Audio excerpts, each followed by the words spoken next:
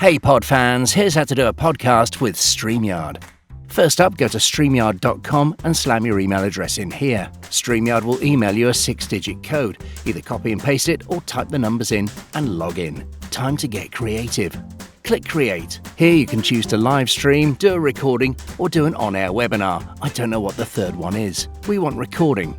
Uncheck Record locally for each participant to give you a straightforward stereo track. Otherwise, you're getting a recording of everybody in the podcast, which you have to manually sync yourself, which is fine if you're a producer, with your own big studio and a very expensive copy of Pro Tools. So let's go. Give your episode a name. Click Create Recording, and you'll enter the virtual studio. Here, you can change some settings. Choose your camera. Oh look, what a handsome devil. Click the Audio tab. Make sure the correct microphone's selected and that you've chosen your headphones. If you don't have headphones, you'll need to check echo cancellation. If you do have headphones, leave echo cancellation off because it sounds much better. Back to the previous screen. If you know your own name, enter it here, and then enter the studio. That's a small me. As Streamyard says, I'm not part of the stream yet. I need somebody else to talk to. Head down to the dock at the bottom and click Invite. Here you can choose to invite guests via email. God, my typing's slow. Or just copy the link. At last, somebody for me to talk to. Click the thumbnails to add people into the podcast. You can also remove them the same way. What a friendly bunch of guys. Aren't we all getting on well? Use these buttons down here to change the layout. Over to the buttons on the right-hand side. In banners, you can select a ticker. Here's one I created earlier. Try out some of the other funky graphics too.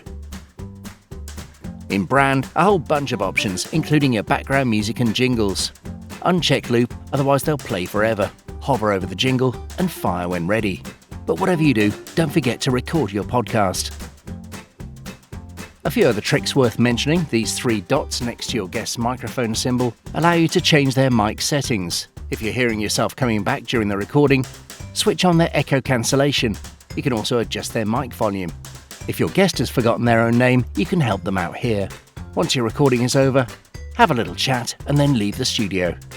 And this is where the post-production begins. Your past recordings are stored here. Choose to trim the recording. Getting rid of the silence at the top and the tail. Ready to download and publish. Or move the sliders even further and create a clip for socials. Once you've downloaded the podcast audio, it's time to upload it into Acast. Log in. From this page, Insights will tell you how many people listened to last week's podcasts, and Shows will allow you to upload a new episode. Click New Episode, and drag and drop your audio here. Give it a title. Give it an even longer title. Other options include a custom link, season and episode numbers.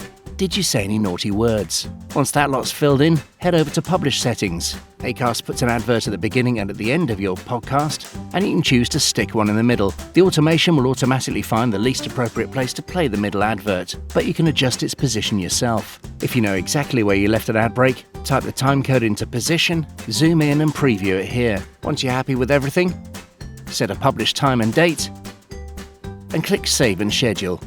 If this all sounds like too much, contact me to hire a junior producer to run the recording for you, or to book me to create a full multi-track recording with all the background noises and nasty bits edited out.